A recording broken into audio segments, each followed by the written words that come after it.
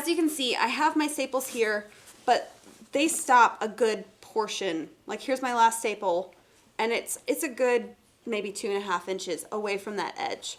The reason why is because I'm going to try and get this corner folded to where the closer I get to that, the more it's going to be secure. So I'm going to, hopefully you guys can see this well, I'm going to tuck that corner in just like that, right?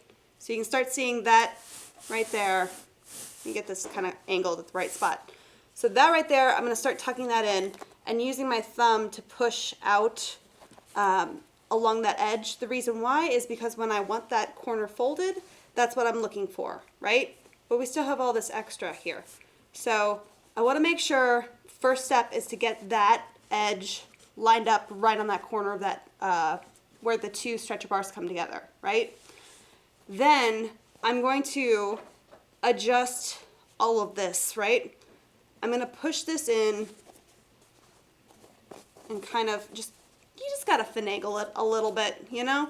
And you can even pull this down and do that, right? So your goal really is to have that nice clean edge. On the corner. And then you're going this to be... needs to line up. Right. You're going to be messing around with this inner fabric to get that flush with the edge of the stretcher bar. Yes. So the part that you're the most concerned with is the part that's visual, so the part they can see. So you want to make sure that this back piece isn't coming out of the back so they can't see it when it's hanging on the wall.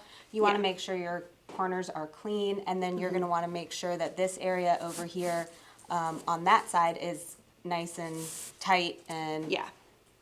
yeah. You want it to be real pretty. Yes. Now, I did this kind of on purpose because I wanted to show you, if you end up getting this nice and folded and then you just have a little extra that's hanging off over that edge, you don't want to staple it down that way. You want to then open up this and push on that crease. The more you push on it, the more it's going to pull that fold in. And I'm actually going to use my whole hand to kind of push it in. But as long as I have it nice and tight, the edge of this is not going to shift on me, but the edge of this extra is going to, which is how I adjust that to be nice and tight.